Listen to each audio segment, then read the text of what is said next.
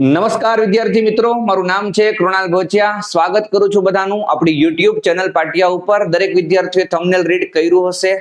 થંબનેલમાં લખેલું છે કે સીસી માં ગણિત રીઝનિંગમાં 70 માંથી 70 ગુણ લાવેલ ફેકલ્ટી પાસેથી જાણો કે કૃષિ યુનિવર્સિટી જુનિયર ક્લાર્કનું પ્રાથમિક કસોટીનું પેપર અટેમ્પ કઈ રીતે કરવું. યસ, આવતીકાલે જે કોઈ પણ વિદ્યાર્થીઓની એક્ઝામ હશે ને જે વિદ્યાર્થીઓ એક્ઝામ આપવા જવાના છે બધા જ પ્રોપર તૈયારી કરીને ગયા હશે. કોઈ અમારો કોર્સ લીધો છે, કોઈ અન્ય એકેડમીનો કોર્સ લીધો છે, પણ આપણે એવું માની લઈએ કે ભાઈ જે વિદ્યાર્થીઓ એક્ઝામ આપવા જાય છે એમને ગણિત, રીઝનિંગ, ગુજરાતી અને અંગ્રેજી આ ચારે વિષય આવડે છે. 4 માંથી 3 તો સારા એવા આવડે જ છે, એટલે એક્ઝામ હોલમાં જશે.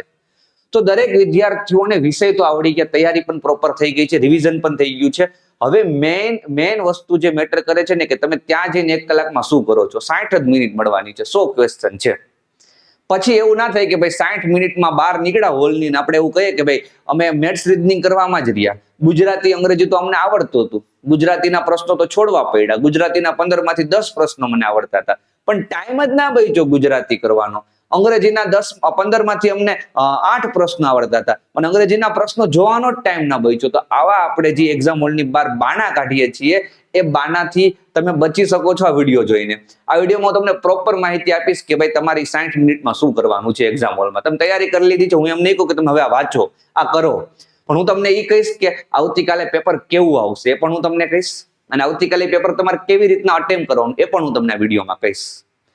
મારો રો સ્કોર સીસીમાં 87 માર્ક્સ હતો. આ સિવાય મેં બેંક એસએસસીમાં પણ લગભગ એક્ઝામો પાસ કરેલી છે. બેંકમાં મેથ્સમાં હું 35 માંથી 32 સ્કોર કરીને આવ્યો હતો. એસબીઆઈમાં 20 મિનિટ મળે ત્યાં સેક્શનમાં. તો મને ખબર છે કે કઈ સ્પીડે અને કઈ રીતે પ્રશ્નો અટેમ્પ થાય. એટલે એ હું જે કંઈ પણ મારો અનુભવ છે હું આ વિડીયોમાં તમારી સાથે શેર કરીશ. મારા જે આ 87 માર્ક્સ આવ્યા એમાંથી 13 માર્ક્સ 100 માંથી કટ થયા. રો સ્કોરની વાત કરું, નોર્મલાઇઝેશન વગર. એ 13 માર્ક્સ મારા ગુજરાતી, અંગ્રેજીમાં કટ થયા છે, ગણિત, રીઝનિંગમાં કટ નથી થયા. અને બીજી એક મજાની વાત શું છે ખબર, સીસીમાં નોર્મલાઇઝેશન હતું. જ્યાં મલ્ટિપલ શિફ્ટ હોય ત્યાં નોર્મલાઇઝેશન હોય. અહીંયા તો નોર્મલાઇઝેશન પણ નથી, એક જ શિફ્ટ છે. બધા જ વિદ્યાર્થીઓને સેમ પેપર આવશે, એટલે કોઈ ભેદભાવ થવાનું કોઈ છે નહીં. સીસીમાં ઘણા વિદ્યાર્થીઓનો રો સ્કોર સારો હતો 70, પણ નોર્મલાઇઝેશનના લીધે ફેલ થઈ ગયા હતા. અને ઘણા બધાના નોર્મલાઇઝેશનના લીધે 25, 25, 30, 30 માર્ક્સ વધી ગયા હતા. તો એ લોકો કટ ઓફમાં આવી ગયા હતા. પણ અહીંયા એવું કંઈ જ થવાનું નથી. તો અહીંયા આપણે પ્રોપર રીતે પેપર અટેમ્પ કરીને આવવું પડશે. હવે આપણે સેફ સ્કોર જે હશે ને એ આપણે ટપીને આવવું પડશે. અહીંયા આપણે એવું નહીં વેટ કરીએ કે ચલો 70 અટેમ્પ કરી દીધા, પેપર બહુ ટફ છે, નોર્મલાઇઝેશન થઈને વધી જશે માર્ક્સ, 50 જ અટેમ્પ કરીએ, નોર્મલાઇઝેશનમાં 20-30 માર્ક્સ વધી જશે. અહીંયા એવું આપણી પાસે કોઈ ઓપ્શન નથી. તો શું કરાય, કઈ કન્ડિશનમાં, એ હું તમને કહીશ. તો ચાલો ફટાફટ હવે વધારે સમય નથી લેતા, વિડીયોની શરૂઆત કરીએ. શરૂઆત કરતા પહેલા જો ચેનલને સબસ્ક્રાઇબ ન કરી હોય તો ભાઈ કરી દો. તમારી માટે આટલી મસ્ત માહિતી લાવતા હોય. અને આપણી એપ્લિકેશન પણ છે પાટિયા, ત્યાં ગણિત, રીઝનિંગના કોર્સ આપણા મળી જશે ને અલગ અલગ એક્ઝામોના બીજા પણ બહુ બધા કોર્સ છે, ફ્રી કોર્સ પણ છે. તો એપ્લિકેશન પણ તમે એક વખત ઇન્સ્ટોલ કરી લેજો. ચાલો આપણે સૌથી પહેલા ચર્ચા કરીએ કે પેપર અટેમ્પ કેવી રીતે કરવું. તો તમારી પાસે છે ને 4 વિષય છે. કેટલા વિષય છે? 4 સબ્જેક્ટ છે. 4 સબ્જેક્ટ. કેટલો ટાઈમ આપવાની બધી આપણે વાત કરશું. જેમાં પહેલો વિષય છે રીઝનિંગ. હું તમને એ જ સિક્વન્સમાં વિષય લખી દઉં કે જે સિક્વન્સમાં તમારે અટેમ્પ કરવાના છે. તમારે એક્ઝામ હોલમાં ઘૂસીને પેપર શરૂ થાય એટલે સૌથી પહેલા તમારે રીઝનિંગના 40 પ્રશ્ન કરવાના. કોઈ પણ હાલે. સાહેબ હું પેલા ગુજરાતી, અંગ્રેજી કરું તો ન ભાઈ, હું કહું એમ કરો. તમે શું કરો? સૌથી પહેલા રીઝનિંગ કરો. રીઝનિંગના તમારે 40 પ્રશ્નો જોવાના તો છે જ. રીઝનિંગના 40 પ્રશ્નો તમારે જોવાના તો છે જ. હવે રીઝનિંગમાં છે ને તમને ફસાવી કોણ શકે? રીઝનિંગમાં કયા ટોપિક તમને ફસાવી શકે? તેમાં છે ને 2-3 ટોપિક લખી દઉં. એક તો સિરીઝ તમે જે તમને પેટર્ન આવડે છે તમે કરી પણ તોય નથી બેસતી, તો સિરીઝમાં ટાઈમ ન બગાડે, ક્વેશ્ચનને પેલું આવે ને માર્ક કરવાનું કે અમે એની ઉપર પાછા આવશું, એ કરી દેવાય. તમારે ક્વેશ્ચનને માર્ક કરી દેવાય કે એને આપણે છેલ્લે જોશું. ઓકે, તો સિરીઝમાં બહુ ટાઈમ નહીં લઈ લેતા. સિરીઝ 1-2 વાર ટ્રાય કરજો, નથી બેસતું તો આગળ વધી જાજો. પછી એનાલોજીનો પ્રશ્ન છે. એનાલોજી, સમસંબંધ, કે ભાઈ સરખું આના જેવું શોધો. નીચેનામાંથી કયો ઓપ્શન અલગ પડે છે? ક્લાસિફિકેશન, આ ટોપિક છે. તો આ બધા એવા ટોપિક છે કે જ્યાં તમે અટવાઈ શકો. પેટર્ન નથી બનતી, પેટર્ન નથી બેસતી, તો એને તમારે શું કરવાનું છે? સ્કીપ કરવાનો છે, આગળ વધવાનું છે. પહેલો સેક્શન રીઝનિંગ જ કરશું, પણ આવા કોઈ વચ્ચે ક્વેશ્ચન આવી જાય કે જ્યાં તમે અટવાઈ જાવ છો. સિરીઝ તમે કરી, 1 વાર કરી, 2 વાર કરી, બસ 3જી વાર નહીં કરવાની, જવા દો, 3જી વાર છેલ્લે કરશું. છેલ્લે થવાની હશે ને તો છેલ્લે થઈ જશે. સમજ પડે છે શું કહું છું? સેમ આ બીજા ટોપિક પણ તમે જોઈ લો કે જ્યાં તમે અટવાવ છો, તમે જવાબ લાવ્યો પણ નથી આવતો, પાછો એકવાર 2 વાર ટ્રાય કરવાની, 2 વાર ટ્રાય કરવી છૂટી છે, ત્રીજી વાર ટ્રાય કરવા બેસવાનું નહીં. અને જો રીઝનિંગમાં પઝલ આવી જાય, જો કે પઝલ મને નથી લાગતું આવે, પણ કદાચ આપણે માની લઈએ કે ભાઈ રીઝનિંગમાં પઝલ આવી ગયું, કોઈ પઝલ વિચિત્ર પઝલ છે બ્લડ રિલેશનનો કે કોઈ, એકવાર ટ્રાય કરી નથી બેસતું અને બહુ મોટું પઝલ હોય ને તો બીજી વાર ટ્રાય તમે કરવું હોય તો કરી શકો, પણ પઝલમાં તમારે ફસાવાનું નહીં. કે પઝલ એવી વસ્તુ છે કે જે તમારો ટાઈમ બગાડી નાખશે. તો બેટર એ છે કે ભાઈ પઝલને 1 થી 2 વાર તમે જોઈ લો. એકવાર તમે કર્યું, તમને બહુ ઈચ્છા છે કે હું બીજી વાર કરીશ તો મને આવડી જ જશે, તો બીજી વાર જોઈ લ્યો. કેમ કે આ લોકો છે ને જનરલી પઝલમાંથી એકાદો ક્વેશ્ચન પૂછતા હોય છે, તો આપણે બહુ મોટું પઝલ સોલ્વ કરીએ ને એકાદો પ્રશ્ન ટીક કરીએ એની કરતા બેટર છે કે આપણે આગળ વધી જાય. તો આવા બધા ટોપિક હોય ને એમાં તમારે ફસાવાનું નથી આવતીકાલે. બાકી રીઝનિંગ સેક્શન સૌથી પહેલા અટેમ્પ્ટ કરવાનો છે. હું તમને સોરિટી સાથે કહું કે બહુ બેઝિક લેવલના ક્વેશ્ચન હશે, ઇઝી પેપર હશે આવતીકાલનું. તમારા 40 માંથી અહીંયા 35 માર્ક્સ તો આવવા જ જોઈએ. 40 માંથી 35 પ્લસ માર્ક્સ તો આવવા જ જોઈએ આવતીકાલે. ક્લિયર થઈ છે? ઓકે સાહેબ, ચલો રીઝનિંગના 40 પ્રશ્ન કરી લીધા. 60 મિનિટ છે સાહેબ, એમાંથી અમે રીઝનિંગના 40 ક્વેશ્ચન કેટલી મિનિટમાં કરીએ? હું એમ કહું કે તમે ભલે 25 મિનિટ આપો આરામથી, 20 થી 25 મિનિટ તમે આરામથી આપો, એને કોઈ ટેન્શન લેવાની જરૂર નથી. 25 મિનિટ આપો તમે, 25 મિનિટ તમારે આપવાની છે, બિલકુલ ટેન્શન લેવાની જરૂર નથી. ઓકે, ચાલો હવે સાહેબ શું કરીએ? તો હવે તમારે સીધો કૂદકો મારવાનો છે ગુજરાતી. સીધો કૂદકો ક્યાં મારવાનો છે? ગુજરાતી. ગુજરાતીના 15 ક્વેશ્ચન છે અને અહીંયા હું તમને માત્ર એવું કહીશ કે ભાઈ 5 મિનિટ આપો. કેટલી? 5 મિનિટ. 5 જ મિનિટમાં આ 15 પ્રશ્નો સોલ્વ કરવાની કોશિશ કરો, ટાઈમ ન લાગે. 5 મિનિટમાં તમે કરી લેશો, મેક્સિમમ ટ્રાય કરજો, સ્પીડમાં ભાગજો. ગુજરાતીમાં વિચારવામાં, ખ્યાલોમાં નહીં બેસી જતા. 5 મિનિટ ગુજરાતીને આપવાની છે. અને બીજી તમારે 5 મિનિટ આપવાની છે ઇંગ્લિશને. બીજી તમારે 5 મિનિટ છે ને આપવાની છે ઇંગ્લિશને. ઇંગ્લિશમાં પણ મેં કીધું તે પ્રમાણે કે ભાઈ આરસીમાં વાંચા નહીં કરતા. એક વખત છે ને, જો રીડિંગ કોમ્પ્રિહેન્શન કઈ રીતના સોલ્વ કરે, હું તમને કહું કઈ રીતના સોલ્વ કરે. ઘણા વિદ્યાર્થી પ્રશ્ન વાંચે પછી ગોતે પ્રશ્નમાં જવાબ. મારી ટેવ કેવી છે ખબર? હું આખો ફકરો પહેલા એક વખત વાંચી લઈશ, આખો ફકરો ફટાફટ વાંચી લઈશ.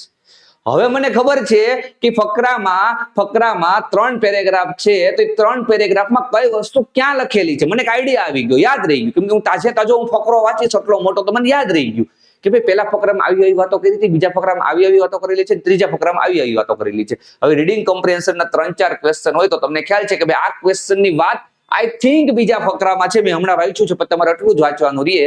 અને ઘણા તો એવા પ્રશ્ન હશે કે તમે એક વખત પેરેગ્રાફ વાંચો પણ ડાયરેક્ટ જવાબ આપશો. તો રીડિંગ કોમ્પ્રિહેન્શનના પ્રશ્ન આવી રીતના સોલ્વ કરે. ફટાફટ 1 મિનિટે ના લાગે વાંચતા, 40-50 સેકન્ડમાં આખો પેરેગ્રાફ વાંચી લેવાનો સ્પીડમાં. એટલે તમને આઈડિયા આવી જાય કે હવે ક્યાં આપણે વાંચવાનું છે. ઓકે, તો ખાસ ઇંગ્લિશમાં પણ તમારે હું એમ કહું છું કે ભાઈ 5 મિનિટ આપો, વધારે ના આપો. Okay, 5 minute. ચાલો, અને તમારે સૌથી લાસ્ટમાં પકડવાનું છે મેથ્સ. હવે તમારી પાસે મસ્ત ટાઈમ છે. કેટલો ટાઈમ છે તમારી પાસે? 25, 30, 35 મિનિટ ગઈ. તો હજી તમારી પાસે 25 મિનિટ છે, અડધી એક્ઝામ બાકી છે ને હજુ. તો 35 મિનિટમાં તમે આટલું કરી લીધું. 35 મિનિટમાં 40 ને 30, 70 પ્રશ્નો તમે જોઈ લીધા, આવડે છે એટલા ટીક કરી લીધા. 50-60 તો ટીક કર્યા હશે ને, 50-60 તો આવડ્યા હશે ને. 35 મિનિટમાં તમે 50-60 માર્ક્સ સુધી પહોંચી ગયા. હવે તમારે કોઈનાથી બીવાની જરૂર નથી. હવે તમે મેથ્સ શરૂ કરો, આવડે તો કરશું, સ્કીપ કરશું, આવડ્યો સ્કીપ કર્યો. 25-30 માંથી ભલે મને 20 જ પ્રશ્ન આવડે. અહીંયા મારો બહુ સારો સ્કોર થઈ ગયો છે, 60 માર્ક્સ મને આવી ગયા છે. પછી મેથ્સમાં છે ને ગભરામણ ઓછી થશે. કદાચ 10 પ્રશ્ન સ્કીપ કરવા પડ્યા ને તો ટેન્શન નહીં આવે દિમાગમાં બહુ. વાંધો નહીં ભાઈ, 60 માર્ક્સ તો આવી ગયા છે મારા, કરો 10 સ્કીપ. બની શકે કે તમને બધા આવડી જાય, પણ તમારી પાસે પ્રોપર વિચારવા માટેનો અને બધો ટાઈમ અહીંયા બચી રહે. 25 મિનિટ તમને અહીંયા આપું છું. આ તમારું આયોજન હોવું જોઈએ. 25-5-5-25. ઘણા કહેશે કે સાહેબ ઇંગ્લિશમાં ગુજરાતીમાં સાહેબ 5-5 ઓછી નહીં પડે. અરે તમને જો 5-5 ઓછી પડતી હોય ને તો રીઝનિંગમાં 25 છે ને 25 એ તમે કરી દો 20 મિનિટમાં 40 ક્વેશ્ચન કરો.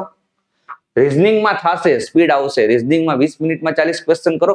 આ બેને બીજી અઢી મિનિટ આપી દો. અઢી મિનિટ આપી દો આ બેને. 7.5 મિનિટ લઈ લ્યો. અને 15 મિનિટમાં તમારે 2 કરી દેવાનું છે. હવે તો થઈ જ જાય. પણ અહીંયા 25 મિનિટ પ્રોપર આપજો. મેથ્સમાં 25 મિનિટ આપશો ને તો 20 થી 25 માર્ક્સ લાવશો તમે. બહુ કામ લાગશે, ગામના નહીં હોય. મેથ્સ જ ડિસાઈડ કરે કે તમે પાસ છો કે નહીં. આ તમને આવડી ગયા ને તો તમે ખુશ નહીં થતા, કેમ કે બધાને આવડ્યા હશે. આ 25 તમને આવડ્યા ને તો તમે ખુશ થાજો. 30 માંથી 25 તમારે આવડી ગયા ને તો તમે ખુશ થાજો, કેમ કે 25 બધાને નહીં આવડ્યા હોય.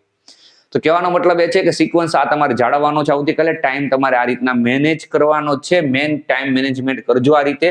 અને ઉપર જે ઘડિયાળ હોય ને એને સિરિયસ લેજો. Tick tick tick tick tick tick જે ઓછી થતી હોય ને એને તમે સિરિયસ લેજો. ત્યાં જોયા કરવાનું.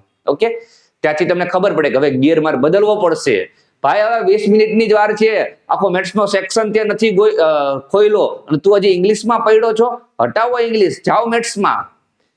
સમજ પડે છે એ જોયા કરવાનું, પછી ડિસાઈડ કરવાનું. વચ્ચે તમારે એવું બની શકે રીઝનિંગમાં તમે 35 મિનિટ લઈ લીધી ખાલી, તો હવે તમારી આખી સ્ટ્રેટેજી ચેન્જ થઈ ગઈ પાછળની 25 મિનિટની. તો એ સ્ટ્રેટેજી ત્યારે તમારે ડિસાઈડ કરવાની કે હવે 25 મિનિટમાં શું કરશું. ક્લિયર થાય છે? તો 25 મિનિટમાં હવે કાંઈ ના થાય. રીઝનિંગમાં તમે 35 મિનિટ બગાડ નાખી. હવે શું કરો કે ગુજરાતી ઇંગ્લિશ સિક્વન્સ આ જ રાખવાનો છે. ગુજરાતી ઇંગ્લિશમાં વિચારવાનું નહીં. વિચારો જેમાં એમ થાય કે જી ક્વેશ્ચનમાં વિચારવું પડશે, પછી બધા ક્વેશ્ચનોને સ્કીપ કરતા જવાના. સીધા જવાબ આવતા હોય ને ટીક કરવાના. મેથ્સમાં પણ પેલા સીધા સીધા જેટલા આવતા હોય ને સ્કીપ કરવાના. તમને એમ થાય કે આમાં મેથડ વિચારવી પડશે, એને પછીથી કરો. સીધા સીધા જવાબ આવતા હોય એને ટીક કરો, બાકી મેથડ વિચારવી પડે એને સ્કીપ કરો. ઓકે, તો આ રીતના મેનેજ કરવાનું છે. રીઝનિંગમાં યાર બહુ ઈઝી પેપર હશે આવતીકાલે. ખાસ ડેટા સફિશિયન્સી તમે કરીને જાજો. ડેટા સફિશિયન્સીના ક્વેશ્ચનો 3-4 ભરીને હશે. 3-4-5 પ્રશ્નો હશે.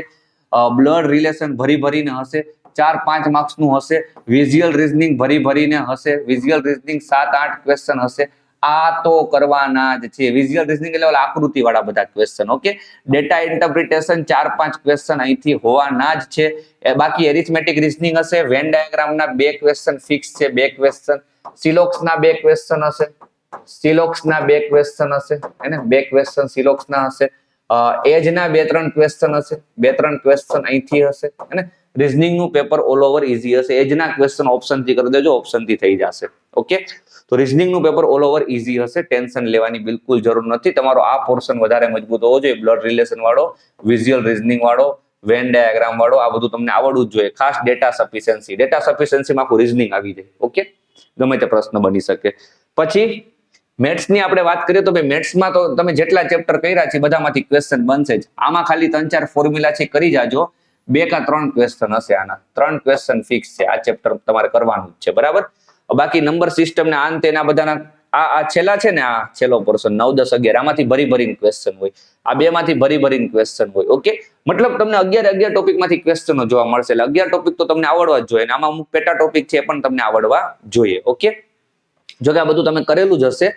ખાસ હું વાત કરું ઇંગ્લિશ અને ગુજરાતીની. પહેલા આપણે ગુજરાતીની વાત કરીએ. ગુજરાતીમાં જુઓ તમને આ ટોપિક દેખાય છે રૂઢિપ્રયોગ, બરાબર, પછી કહેવત, પછી સમાનાર્થી વિરુદ્ધાર્થી, શબ્દ સમૂહ, પછી બસ આ તમને 4 ટોપિક દેખાય ને. આમાં તમે CCE ની બધી શિફ્ટના ક્વેશ્ચન અને ફોરેસ્ટ ની બધી શિફ્ટના ક્વેશ્ચન કરી નાખો. આમાં પણ બધું સેમ જ છે.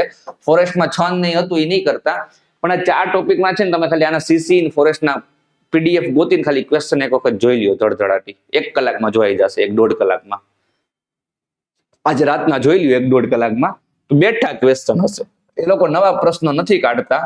ફોરેસ્ટના ક્વેશ્ચનો CCE માં આવ્યા હતા અને ફોરેસ્ટ CCE ના ક્વેશ્ચનો જ આમાં આવશે.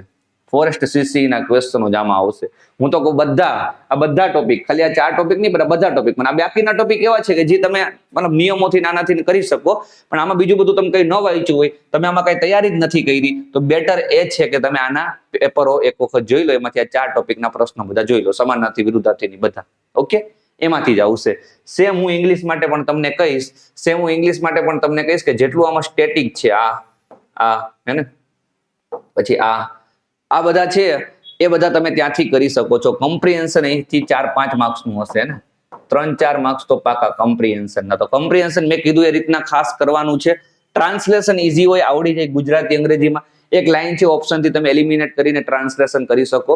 તો CCE ફોરેસ્ટના પેપરો આજ રાતના એવું હોય તો જોઈ લો એક વખત, કેમ કે એમાંથી બેઠા ક્વેશ્ચનો હશે ને હશે જ. ઓકે, અને આવતીકાલનું પેપર મેં કીધું તે પ્રમાણે એકદમ ઈઝી ટુ મોડરેટ લેવલનું હશે. ટફ પેપર નહીં હોય, પણ ઈઝી પેપરમાં જ વિદ્યાર્થીઓ ફસાઈ જતા હોય છે. તો બેટર એ છે કે તમે ફસાવ નહીં અને મસ્ત રીતના પેપર અટેમ્પ્ટ કરો મેં કીધું એ પ્રમાણે. તો બસ આટલું કેવું હતું. બની શકે કેટલી ઇન્ફોર્મેશન તમને આવતીકાલે બહુ કામ લાગે. બાકી જે કોઈ પણ વિદ્યાર્થીઓ એક્ઝામ આપવાના છે, દરેક વિદ્યાર્થીઓને બેસ્ટ ઓફ લક. સારું પ્રદર્શન કરીને આવો, પ્રિલિમ પાસ કરો. મેન્સ નું આયોજન પછી આપણે શાંતિથી કરશું. તો દરેક વિદ્યાર્થીઓ કે જે એક્ઝામ આપવાના છે મસ્ત એકદમ ફ્રેશ માઇન્ડ સાથે જાજો. જો ટાઈમ હોય તો મેં કીધું એટલું કરી જાજો. આવતીકાલે 2 વાગે એક્ઝામ છે તો તમે સીસી ફોરેસ્ટના ખાલી આ કીધા એટલા ટોપિકના ક્વેશ્ચન કરી જાજો. ગુજરાતી ઇંગ્લિશમાં બહુ સારા માર્ક્સ આવશે, બહુ સારા માર્ક્સ આવશે. હું તમને કહું, મને છે ને ખાલી મેથ્સ રીડિંગ જ આવડતું હતું. તો મારી સીસી ની જયારે એક્ઝામ હતી ને આગલા દિવસે મને એમ થયું કે કાંઈક તો કરું હું, ચાલો ને. તો હું ફોરેસ્ટના છે ને બધા ગુજરાતીના પ્રશ્નો છે ને બધા જોઈ ગયો, બધા. તો મારી શિફ્ટમાં બેઠા ક્વેશ્ચનો હતા ગુજરાતીના, સમાનાર્થી, વિરુદ્ધાર્થી બધા. તો મને બધા આવડી ગયા. બાકી મને થોડું ગુજરાતી આવડે ને. તો મારા ઓલા 30 માંથી 17 માર્ક્સ કેમ આવે સમજો તમે. ઓકે, તો બેટર એ છે કે તમે આટલું કરીને જાજો. 10 માર્ક્સનો ફરક પડશે, 10 માર્ક્સનો. ખાલી 1.5-2 કલાક તમે આપીને જાજો, 10 માર્ક્સનો ફરક પડશે. બાકી કૃષિ યુનિવર્સિટીની મેન્સની તૈયારી કરવી હોય તો આપણી બેચ છે એપ્લિકેશનમાં તમે જોઈ લેજો. બાકી આપણો ગણિત રીઝનિંગનો કોર્સ પણ છે, પણ તમે પરચેસ કરી શકો છો. અને ફ્રી કોર્સ પણ આપણો છે, જેમાં દરેક ગણિત રીઝનિંગની ટોપિક વાઇઝ ટેસ્ટ હશે ને એનું વિડીયો સોલ્યુશન હશે. જે તમે એપ્લિકેશન ઇન્સ્ટોલ કરો તો નીચે માય કોર્સમાં તમને મળી જશે. બાકી કાંઈ પણ તમારે વધારે માહિતી જોતી હોય તો આપણી ટેલિગ્રામ ચેનલ જોઈન કરી લેજો. અને બાકી કોઈ પ્રશ્ન હોય તો તમે આ નંબર ઉપર વોટ્સએપમાં મેસેજ કરી શકો છો. આઈ હોપ કે તમને ઇન્ફોર્મેશન છે બહુ કામની લાગી ગઈ હશે. અને બની શકે કે આ નાનો એવો વિડીયો છે તમારે આવતીકાલે છે ને 10 થી 15 માર્ક્સ પ્લસ કરાવી દે અને તમે એક્ઝામમાં પાસ થઈને આવો ને મેન્સની મસ્ત તૈયારી કરો ને જોબ લ્યો. ચાલો, જતા ફરી એક વખત કહીશ, all the best, best of luck. ખૂબ સરસ રીતના એક્ઝામ આપો અને આવતીકાલે એક્ઝામ આપીને મેસેજ કરો કે સાહેબ ભૂકા કાઢી નાખ્યા, સાહેબ પ્રિલિમ્સ 100% પાસ. એવી બધાને શુભકામનાઓ. Thank you so much. જય હિન્દ, જય ભારત.